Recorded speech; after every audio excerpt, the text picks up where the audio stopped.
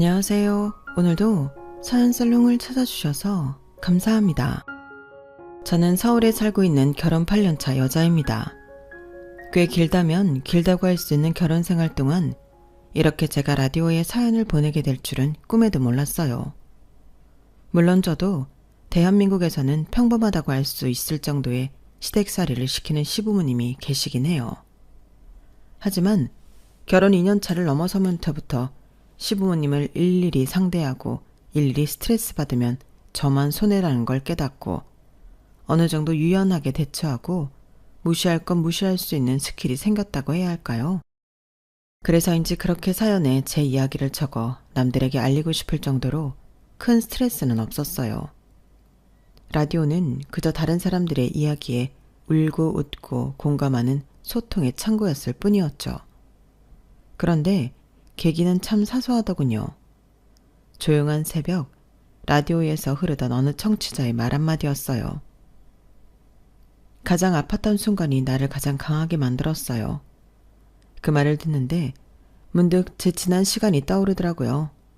묵묵히 참아왔던 시간들, 겉으론 웃음에 삼켰던 억울함과 부당함들까지요. 그리고 그 시간들을 지나오면서 누군가와 진짜 내 편이 되어가는 걸 경험했다는 걸 조심스레 꺼내보고 싶어졌어요. 남편은 이남 중 장남이었고 자연스럽게 제가 결혼했을 때 이 집안의 며느리는 저 하나뿐이었어요. 시댁살이가 뭔지 며느리 노릇이 뭔지 제대로 알지도 못한 채로 시작한 결혼 생활은 생각보다 혹독했어요. 시어머니는 자존심도 세고 권위의식이 있어서 어떻게든 며느리 위에 군림하려는 분이었고 신혼 초에는 저도 남편도 시어머니에 맞서 많이 부딪혀 싸워도 보고 울어도 봤지만 시어머니의 타고난 성정은 바뀔 기미가 안 보이더라고요. 결국 어머님을 바꾸느니 우리가 바뀌는 게 빠르겠다는 판단을 하고 대충 어머님의 비위와 요구를 맞추는 척이라도 하며 명절들을 견뎌왔어요. 대신 남편이 어머님이 제게 시키는 일들을 저 혼자 감당하지 않을 수 있게끔 뒤에서 많이 도와줬어요. 남편의 배력 있고 센스 있는 협조 덕분에 시댁살이가 좀 맵긴 해도 잘 버틸 수 있었죠. 맨 처음 무엇보다 제가 견디기 힘들었던 건 프리랜서 소설작가인 저를 무작정 백수 취급하는 어머니의 태도였어요. 자택에서 근무하는 만큼 출근도 없고 퇴근도 없는 일정에 오히려 피곤했으면 더 피곤했지. 남들보다 결코 업무량이 덜하진 않았는데 옛날 어르신들 눈에는 집에서 일한다는 것 자체가 쉬고 노는 것으로 비쳤던 모양이에요. 처음에야 그럴 수 있겠다 이해했지만 저를 아예 노는 사람으로 확정짓고 이런저런 집안일들을 떠넘기시는데 정말 환장하겠더라고요. 다른 건 몰라도 그것만큼은 바로잡을 필요를 느껴서 정말 열심히 싸웠던 것 같아요. 남편까지 합세해서 싸우니 어머님도 나중엔 깨갱하셔서 일적인 부분은 더 이상 건드리지 않으셨어요. 하지만 겉으로 건드리지 않았을 뿐 내심 속으로는 제가 집에서 노는 사람이라는 인식을 끝내 바꾸진 않으셨던 것 같아요. 그걸 깨닫게 된 건 도련님이 결혼을 하시면서부터였죠. 도련님은 지인 소개를 통해 2년 정도 연애해온 여자가 있었는데 수학과를 개원한 의사라고 들었어요. 와, 그럼 우리 집에 의사가 들어오는 거야? 도련님 능력 좋은데? 어머님, 아버님 엄청 좋아하시겠다. 나도 그럴 줄 알았는데 의외로 그렇지도 않더라. 뭐? 설마 안 그런 척 하시는 거겠지. 남편 말론 아니라고 하는데 세상 어느 부모가 자식의 배우자로 의사를 데려오는데 싫어할까 싶었어요. 그런데 동서를 처음 만나기로 한 날 우연히 어머님 아버님께서 나누는 대화를 듣고 그 말이 사실이란 걸 알게 됐죠. 아유, 의사 며느리라고 다 오냐오냐 할 거라 생각한다면 착각이야. 명예 있고 돈 잘 벌면 뭐 그 돈 벌어다 우릴 줘? 의사인 인간들 다 제 잘난 맛에 살고 사람 깔보기 일수인데 우리 집은 그런 거 안 통해. 당연하지. 당신도 며느리한테 괜히 기죽지 말고 집안 기강 제대로 잡아. 초장에 기를 확 잡아놔야 안 기어오른다니까. 지가 아무리 의사 며느리래 봤자 시어머니 이기는 며느리는 내가 본 적이 없어. 그 말을 듣고 처음엔 이해가 안 됐어요. 아직 만나보기도 전인 동서를 벌써부터 저렇게 뒷담화하듯 까는 건지 아니면 뭔가 도련님에게 들은 게 있어서 저러시는 건지요.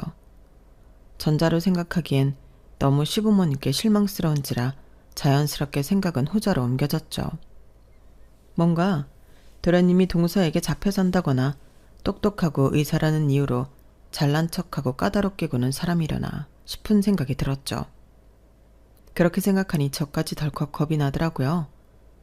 시부모님한테 적응하는 것만 해도 오랜 기간이 걸리고 힘들었는데 설마 또 상전처럼 모셔야 하는 기센 동서가 들어오는 걸까 싶어 너무 걱정이 되더라고요.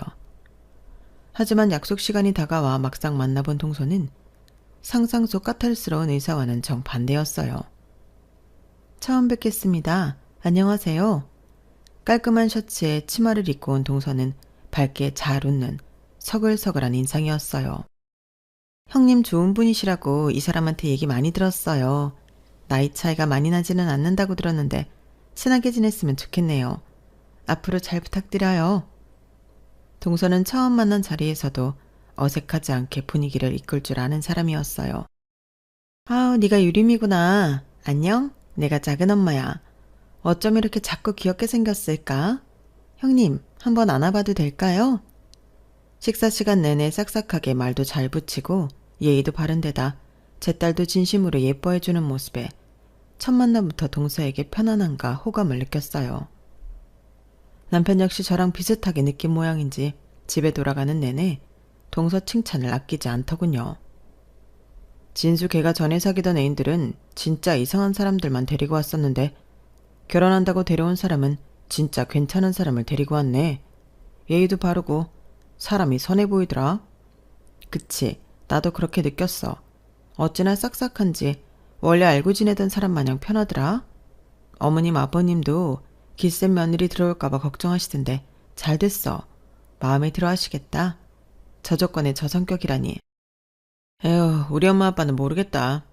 당신도 알잖아. 워낙에 우리 엄마가 까탈스럽고 경계하는 성격인 거. 남들 같으면 저런 사람이 식구로 들어오면 두 팔 벌려 환영할 텐데 우리 부모님은 모르겠어. 나도 자식이지만 이해가 안 될 때가 더 많다니까. 남편은 회의적인 반응이지만 아무리 까탈스러운 시부모님이라도 이런 사람을 트집 잡을 게 있을까 싶었어요.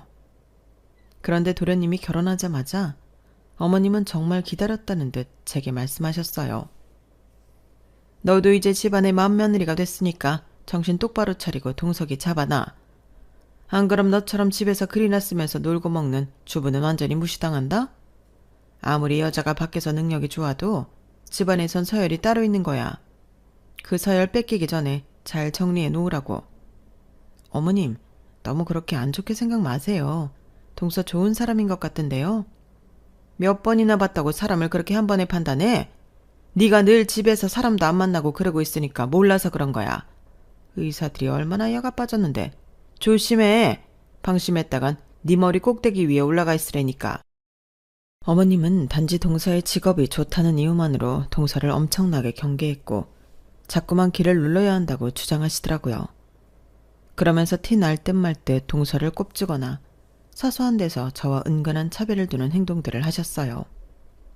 동서가 식구로 들어왔던 첫 명절부터 예전과 달리 부쩍 저를 챙기기 시작하셨죠. 작은 선물도 슬쩍 건네시고 가족들 앞에선 보란듯이 제 칭찬도 해주셨어요.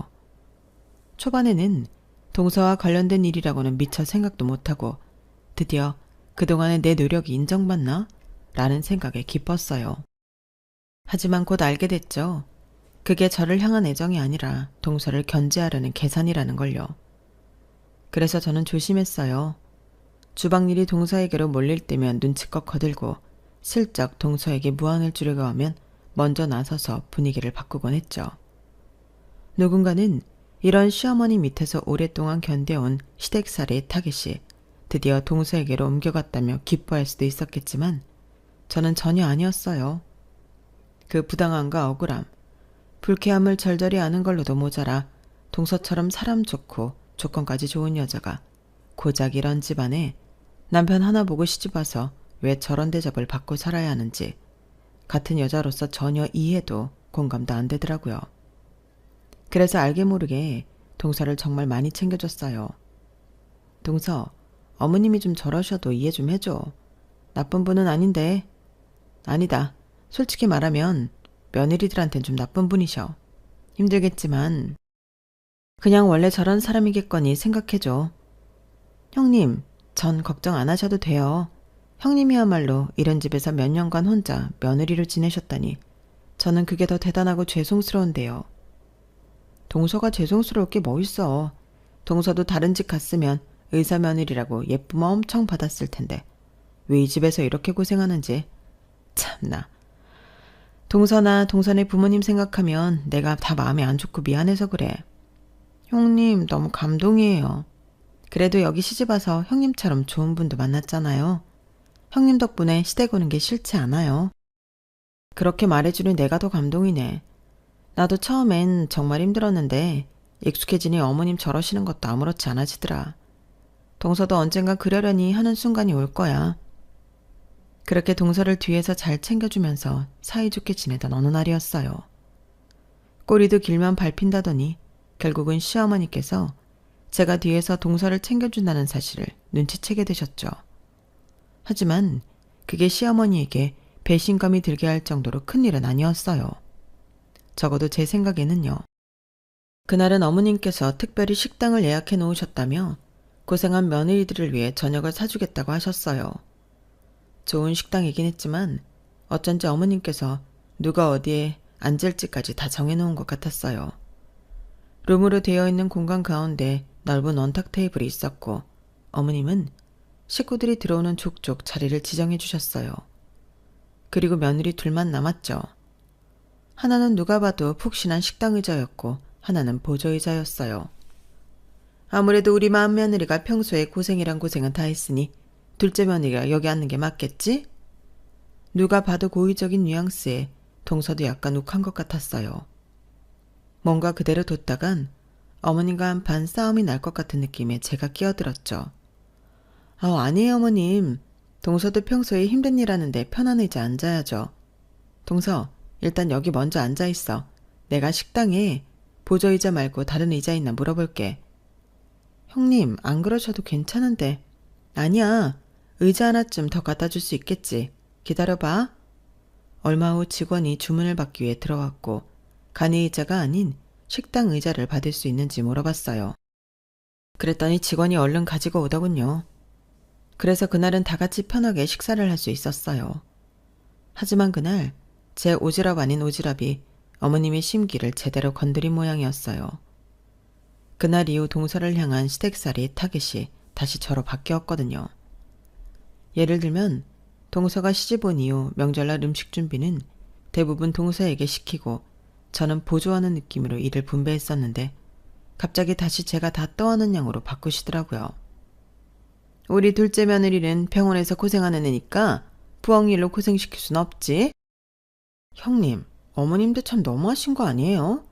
언제는 저한테서 병원에서나 의사지 집안에선 똑같은 며느리니까 일하라고 이러시더니 변덕도 어떻게 이런 변덕이 있어요? 괜찮아. 어차피 동서 시집 오기 전엔 다 나 혼자 하던 일인걸. 어머님 변덕 하루 이틀도 아니고. 걱정 마세요. 어머님 안 보이는 데서 제가 다 도울게요. 형님도 저한테 그렇게 해주셨잖아요. 형님만 고생하시게 내버려둘 순 없죠. 고마워. 덕분에 든든하다 동서. 동서는 제가 했던 것처럼 어머님의 눈을 피해 이리저리 저를 도와줬어요. 덕분에 어머님이 누굴 타겟으로 삼아 시댁살이를 시키든 저희 둘은 서로 도와주면 된다는 마음으로 더 끈끈해졌어요. 무슨 일이든 둘이서 하니까 훨씬 편해졌고요. 동서가 시집 오고 나서 명절이 전보다 즐거워진 것 같아 전에는 아무리 태연하게 있으려고 해도 좀 부담스럽긴 했거든. 어머님이 일만 시키고 불편하게 할 거 뻔히 아니까. 동서한테 미안한 말이지만 동서가 조금 더 빨리 시집 왔으면 참 좋았을 텐데. 내가 시부모 복은 없어도 동서 복은 있는 것 같아. 형님, 그건 제가 드릴 말씀이에요. 형님이 처음에 저를 많이 도와주셔서 제가 지금까지 버틸 수 있었어요. 아니었으면 저도 남편이랑 진작에 이혼했을 거예요. 남편도 형님께 얼마나 고마워하는지 몰라요. 형님은 우리 부부의 은인이세요. 어머님이 그러실수록 동서와 저는 서로 더 의지하게 됐어요. 그러다 한 번은 정말 동서와 더 끈끈해지게 된 계기가 생겼죠. 오늘은 김장을 하려고 내가 절임 배추 좀 사다 놨다. 우리 집 며느리들 솜씨 좀 보자. 김장해서 니네들도 한 통씩 가져가고 우리 집이랑 옆집 줄 것까지 싹 해봐라. 본인이 안 한다고 여자 둘이서 하루 만에 하기에는 엄청난 양의 김장 재료와 절임 배추를 사다 놓으셨더라고요. 다행히 남편들이 어머님의 잔소리에도 눈치껏 도왔고 넷이서 하니 생각보다는 빨리 끝났어요. 하지만 휴일인 명절 하루를 김장한다고 통으로 날리고 나니 정말 힘들긴 하더라고요. 저나 동서나 둘 다 표정이 안 좋으니 그게 신경이 쓰이긴 했는지 어머님이 갑자기 방에 들어가서 봉투 2개를 들고 나왔어요. 내가 니네를 뭐 빈손으로 이렇게 노동시켰을 거라고 생각한 건 아니지? 나도 깨어있는 사람이라 그렇게 며느리를 부려만 먹는 못된 시어머니는 아니야. 자, 다들 오늘 하루 수고했으니 수고비 받아라. 이걸로 남은 연휴 동안 맛있는 것도 사 먹고 쉬어라. 순간 동서와 눈이 마주쳤어요. 둘 다 말은 안 했지만 어머님이 웬일이시지? 하는 눈빛을 서로에게서 읽었죠. 뭔가 영 찜찜한 마음에 봉투를 받아들었는데 아니나 다를까 가까이서 보니 동서가 받은 봉투와 제가 받은 봉투의 두께 차이가 확연하게 나더군요. 동서도 그걸 느꼈는지 봉투에서 현금을 꺼냈어요. 5만 원짜리가 대략 10장 정도 들어있는 것 같았어요. 그런데 제 봉투에는 5만 원짜리 한 장이 딸랑 들어있었죠. 제 표정을 확인한 시어머니께서 씩 웃으시더니 덧붙이시더군요. 둘째 며느리는 워낙 고급 인력이잖니? 사람 병 고치는 귀한 일 하는 애가 이런 천업무를 도와줬으니 값은 높게 쳐줘야 맞지. 너는 뭐 집에서 놀면서 일하는 사람이니까 이 정도면 충분하겠지? 사람을 뭘로 보는 건지 다른 건 다 참았어도 이건 정말 화가 나더라고요. 그래서 봉투를 내려놓고 어머님께 말했어요. 어머님, 가족이라서 도운 거지 아니었으면 안 했어요. 어머님은 제가 노는 줄 아시지만 저도 이 시간 일하며 이 돈은 택도 없이 훨씬 더 벌어요. 이 돈으로는 어머님 맛있는 간식이나 사드세요. 뭐라고? 저희 대화를 옆에서 듣고 있던 동서가 갑자기 자기도 봉투를 내려놓더군요. 저도요. 어머님 말씀대로 제가 보통 고급 인력은 아니라 인력값 쳐주시려면 이것보다 훨씬 더 돼요. 아르바이트 하러 온 것도 아니고 이 돈은 어머님 쓰세요. 뭐야? 이것들이 아주 쌍으로 날 먹이려고 작정했니? 힘들 일 시키고 수고했다고 주는 돈을 이런 식으로 거절해? 뭐냐? 니네가 편먹었다 이거지? 그래 그럼 내가 니네 다시는 수고비 같은 거 챙겨 주나 봐라. 어? 하긴 며느리들 노동하는 건 공짜나 마찬가지인데 내가 왜 이런 걸 챙겨줘가지고는. 앞으로 니네 두고 보자. 어머님은 불같이 화내셨고 그걸 달래는 건 남편들의 몫이었어요. 시아버지께서도 표정이 어두워지셨고 어색한 정적만이 흘렀죠. 동서는 그냥 받지 그랬어. 나는 그냥 어머님이 이렇게까지 대놓고 나를 무시하려고 하시는 게 화가 나서. 형님이랑 같은 금액을 받았으면 모르지만 저도 그건 기분이 나빴어요. 형님 욕하는 게 이제 저 욕하는 것만큼 기분 나빠요.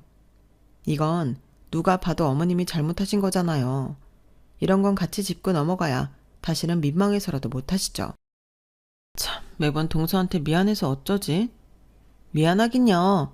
저 처음 시집 왔을 때 형님이 저 도와주시고 챙겨주신 걸 생각하면 이 정도는 아무것도 아니죠. 그리고 저도 솔직히 어머님 계속 저러시는 거 보니 정이 너무 떨어져서요. 남편도 알아요. 걱정 마세요. 그래도 이번 일은 괜히 나선 거 아닌가 싶어. 어차피 우리 둘 중에 하나는 어머님 눈밖에 나는 거 한 사람이라도 피하면 좋잖아. 어머님 눈에 들어서 예쁨 받고 싶은 생각도 딱히 없어요. 차라리 형님이랑 더 친해지고 싶죠. 다음에 유림이 아프면요. 아프면 꼭 우리 병원에 데리고 오세요. 제가 진료 잘 봐드릴게요. 정말 말로만 들어도 너무 고맙고 든든하네. 그 일을 통해 저희 둘은 더 끈끈해졌어요. 그 사건이 있은 후로 명절이 아니어도 따로 연락해서 만나기 시작했어요.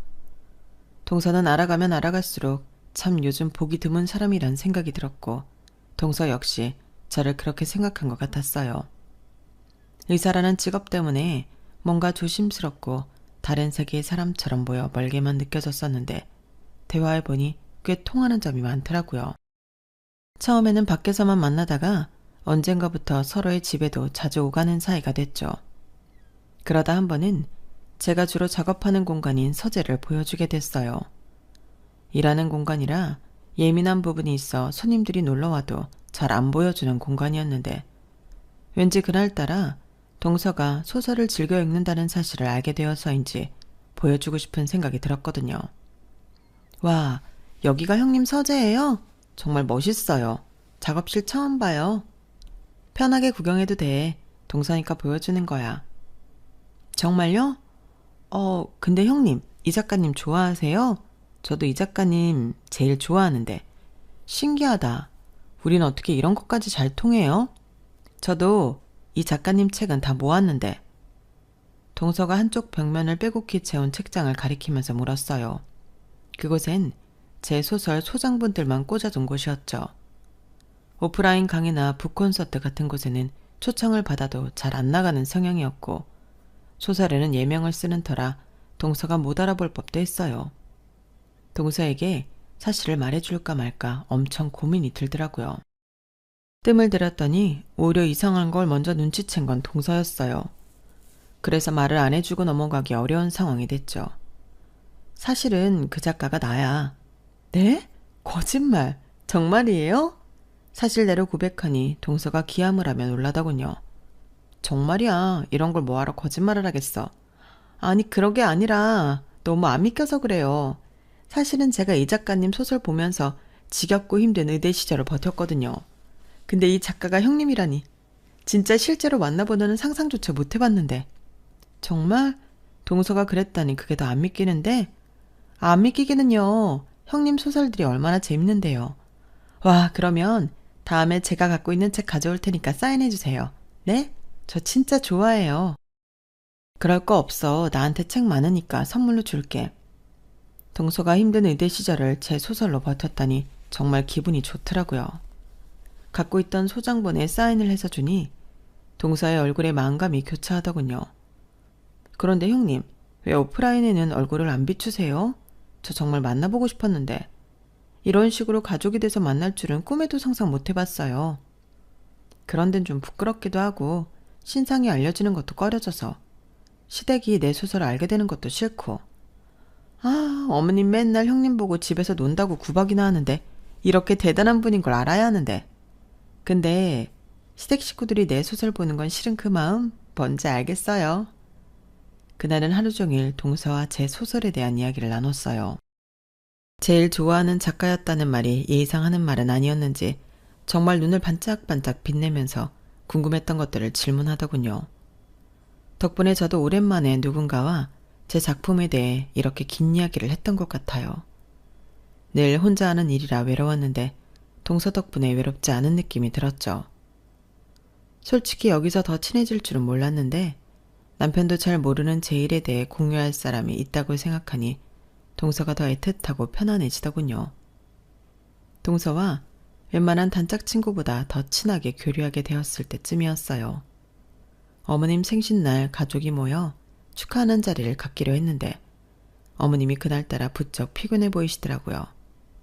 거실에 앉아 계시다가 갑자기 손을 떠시고 얼굴이 창백해지기도 했죠. 어머님, 어디 불편하세요? 예사롭지 않은 느낌에 다가가서 여쭤봤지만 어머님은 평소처럼 퉁명스럽게 내뱉으셨어요. 신경 쓰지 마라. 나는 뭐 매일 팔팔해야 하니? 나이도 들었는데 피곤한 날도 있는 거지. 원래 이 정도쯤은 그냥 넘긴다.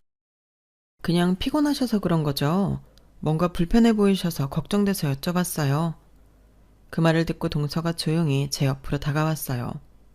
직업이 의사라 그런지 아무래도 더 예민하게 반응하는 것 같았어요. 어머님, 가슴이 답답하세요? 숨이 차시진 않고요. 뭘 이 정도 가지고 호들갑이야. 왜? 니네 둘 다 내가 죽을 병이라도 걸렸음 싶냐? 무슨 말씀을 그렇게 하세요. 어머님 연세에 건강 이상 생기면 바로 알아보는 게 좋으니까 그렇죠. 아이고, 명이나 합셨네. 명이나 합셨어. 의사라고 오냐오냐 해줬더니 지금 내 앞에서 잘난 척하는 거냐? 동네의 새끼들이나 진찰하는 네가 뭘 안다고. 어머님, 진료에 노인이 어딨어요. 그래도 우리 식구 중에 의사가 있으니 얼마나 든든해요. 아니 내가 괜찮다는데 왜 니들이 더 난리야? 그냥 컨디션이 안 좋아 그런 거니까 좋은 날 분위기 망치지 마라. 걱정해주는데 공격적으로 나오니 동서도 순간 욱한 것 같았어요. 그랬더니 재빨리 동서의 어깨를 두드렸죠. 진정하더군요. 동서가 참아. 오늘 어머님 생신이잖아. 이런 날 아픈 얘기 꺼내기 싫으신 걸 수도 있어. 아니 그래도 그렇지. 그럼 그냥 됐다고 하고 말 일이지. 저한테 명이 납셨다느니 애새끼 진료나 한다느니 할 건 뭐예요. 그치. 어머님이 그건 심했어. 오늘은 건드리지 말자. 내가 괜히 얘기 꺼내가지고. 동서까지 안 좋은 소리 듣게 했네. 미안해. 형님이 미안할 게 뭐가 있어요. 어머님 폭언하는 거 듣는 거 하루 이틀인가? 오늘은 걱정해서 그런 건데 사람 무한준이 화가 나서 그랬어요. 그런데 말이야 동서가 보기엔 어머님 상태 어때 보여? 정말 저대로 병원에 안 가셔도 될까? 몰라요. 가시든지 말든지. 저희한테 부정도 못할 정도로 아프기 시작하면 가지 말래도 알아서 갇히겠죠 뭐. 그땐 뭐 돌이킬 수 없어질지도 모르겠지만. 동선이 완전히 악에 바친 것 같았어요. 저 역시 그 감정이 뭔지 충분히 알았지만 아무래도 사람 건강에 달렸다 보니 신경이 쓰이더라고요. 그러지 말고 동서, 그래도 어머님이 나보단 동서 얘기를 더 귀 기울여 듣지 않으실까? 검진 받아보라고 얘기해주면 어때? 애들 진료나 보라는데 제 말 듣겠어요? 그래도 오늘이야 날이 아니라 쳐도 다음에 말씀드리면 듣겠지. 어머님 안색이 안 좋아도 너무 안 좋잖아. 그건 동서가 더 잘할 거 아냐. 네, 사실 저번 모임 때부터 어머님 이상한 건 눈치채고 있었어요. 오늘 보니까 더 확실하네요. 의심되는 것들이 몇 가지 있는데 정확한 증상을 말씀을 안 해주시니 섣불리 말씀도 못 드리겠고. 일단 오늘 지나고 제가 다시 연락드려 볼게요. 고마워 동서. 동서가 있으니 얼마나 든든한지 몰라. 그리고 몇 주 뒤 동서가 연락을 주더군요. 형님, 어머님 승모판막 역류증 가능성이 크다고 나왔어요. 다행히 그쪽 분야에 아는 지인이 있어서 그나마 가까운 날짜로 수술 스케줄 힘들게 땡겨서 잡았어요. 어머 정말? 잘됐다. 동서가 정말 힘을 많이 써줬네. 다른 사람도 아니고 형님 부탁이니까요. 아시죠? 형님 아니었으면 저 굳이 이렇게까지 안 했어요. 어머님이 그걸 아셔야 하는데. 괜찮아. 우리가 뭐 알아봐달라고 그러나. 그냥 가족이 건강해야 우리도 좋잖아. 그래도 형님은 천사세요. 저보다 형님이 당한 게 훨씬 많으시잖아요. 저 같으면 싫은 소리까지 들어가면서 절대 이런 부탁 안 했을 텐데. 동서가 알아줬으면 됐지. 나한테 더 소중한 사람들만 내 마음 알아주면 돼. 형님. 하지만 그땐 몰랐어요. 이렇게 두 며느리가 마음 쓴 결과가 겨우 이 정도 대접일 줄은요. 어머님은 본인이 아프다는 사실을 알고 나서는 더 예민하게 구셨어요. 원래도 말씀을 예쁘게 하는 분은 아니었지만 보다 거칠어진 언행은 덤이었죠. 저 연세에 건강이 안 좋다고 하니 얼마나 심란하실까 이해해 보려고 해도 저도 사람이니 그게 안 되는 날이 있잖아요. 그날이 바로 그런 날이었어요. 명절이었고 주방에서 쌓여있는 설거지를 하고 있었어요. 어머님은 의사 며느리 덕에 수술 일정을 빨리 잡았다는 생각 때문인지 동서는 이제 더 이상 건드리지 않고 제가만 일을 시키더군요. 설거지를 절반쯤 마쳤을 때 동서가 슬쩍 다가와 물 한 잔 주며 말했어요. 형님, 여기서부터 제가 할게요. 이제 쉬세요. 유림이도 심심해해요. 동서 나름대로 어머님이 안 보는 틈에 다가온 것 같았지만 주방에서 둘이 꾹 붙어 속닥이는 걸 본 어머님께서 다짜고짜 소리를 치셨어요. 야, 니네 둘이 붙어서 무슨 얘기를 그렇게 비밀스럽게 해? 동서는 열이 확 오른 얼굴로 뒤도 돌아보지 않은 채 설거지를 시작하더라고요. 그걸 본 어머님이 더 목소리를 높이며 저희에게 다가왔죠. 야, 네가 얘 설거지하라고 시켰어? 의사가 무슨 설거지를 해? 집에서 노는 네가 해야지. 동서를 시켜? 그러더니 제 손목에서 고무장갑을 확 벗겨내더니 그걸로 제 뒤통수를 소리나게 탁 때리셨어요. 그 순간 주방 안 공기가 얼어붙었어요. 손끝에 저리 타고 뒤통수에서 뜨거운 느낌이 올라오는데도 사람이 너무 놀라니 얼어버리더군요. 몇 초간 놀란 감정이 가시고 나니 속이 부글부글 끓어오르면서 눈앞이 하얘지더라고요. 이젠 정말 참지 말아야 할 순간이 들었다는 느낌과 함께 어머님을 획 쏘아보았어요. 어딜 그딴 눈으로 시어머니를 쳐다봐? 그때 동서가 갑자기 어머님 손목을 단단히 붙잡고 차분하지만 차가운 목소리로 말하더군요. 어머님, 지금 뭐 하시는 거예요? 뭐 하긴 뭐래. 자기한테 시킨 일 동서한테 미루길래 혼 좀 내준 거지. 형님이 저한테 미룬 게 아니라 제가 하겠다고 나선 거예요. 그게 마음에 안 드셨으면 저한테 뭐라고 하시던가요. 왜 애꿎은 형님 뒤통수를 치세요? 어머님, 저희 남편이랑 아주버님도 이런 식으로 키우셨어요? 뭐야? 너 지금 그 얘기가 왜 나와? 아들이랑 며느리랑 같아? 내가 며느리 좀 혼낸 게 뭐 그리 잘못이라고 이러는 거야? 아들이나 며느리나 어디 귀한 집 자식인 거 마찬가지인데 당연히 같아야죠. 저희 친정엄마가 어머님 막내 아들 뒤통수 때리면 기분이 좋으시겠어요? 뭐라고? 얘가 왜 갑자기 끼어들어서 이래? 내가 너한테 뭐라고 한마디를 했니 뭐랬니? 나는 네 형님 잡으려는 거니까 넌 빠져라. 그러니까 왜 형님을 잡으시냐고요. 형님이 어머님한테 어떻게 했는지는 똑바로 아시고 잡으셔야죠. 어떡하긴 뭘 어떡해. 제가 너처럼 내 건강을 신경 써서 수술 일정을 땡겨주기라나 뭘 하나? 어차피 어디 써먹을 데도 없는 며느리인데 집안일이라도 알차게 써먹어야지. 난 네 일 덜어준다는데도 왜 나만 갖고 이러니? 어? 어머님, 제가 어머님 건강 신경 써서 그렇게 해드린 줄 아세요? 뭐? 그럼 그거 다 형님이 간곡히 부탁해서 어렵게 땡긴 일정이에요. 솔직히 형님 아니었으면 저 어머니만을 위해서 이렇게까지 안 했어요. 그게 무슨 말이냐? 전 어머님 생신날 어머님이 검진받을 생각 없다고 하셔서 그대로 둘 생각이었다고요. 그런데 언니가 자꾸만 그래도 어머님 건강 걱정되니 검진도 받고 알아봐 달래서 그렇게 한 거예요. 형님이 아무 말도 안 하시니까 정말 우습게 보이세요? 형님 아니었으면 어머님 더 위급할 때까지 병세 몰랐을 수도 있고 수술 제때 받지도 못했을 거예요. 근데 이렇게 체력 좋게 사람한테 손찌검까지 하시는 걸 보니 아직 급하진 않으신 것 같네요. 다른 더 급한 환자에게 기회를 넘길게요. 그 한마디에 어머님은 처음으로 완전히 무너지는 표정을 지으셨어요.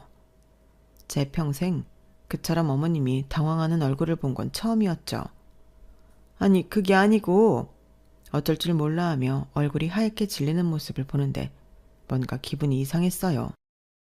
늘 참아왔던 것들이 한꺼번에 울컥 올라오는 느낌이었죠. 어머님, 저희는요. 아무리 어머님 저희한테 믿게 대하셔도 어머님이 오래 건강하셨으면 좋겠어요. 그래서 동서한테 부탁한 거예요. 어머님 건강만큼은 진심으로 생각해서 어려운 부탁인 거 알면서도 동서한테 사정사정해서 겨우 알아본 거라고요. 그런데 어머님, 건강을 위해서는 주변 사람도 소중히 대해주실 줄 아셔야죠. 아무리 화가 나셔도 사람한테 손찌검하면 안 되죠. 조용히 말하는 제 목소리가 스스로도 낯설게 느껴졌어요. 저는 어머님께 잘해드리고 싶어요. 늘 어머님이 원하는 대로 하려고 노력했고요. 그런데 이렇게까지 해야 되는지 이제는 잘 모르겠네요. 제 말에 어머님은 아무 대답도 못하고 입술을 꽉 깨문 채 떨고 계셨어요.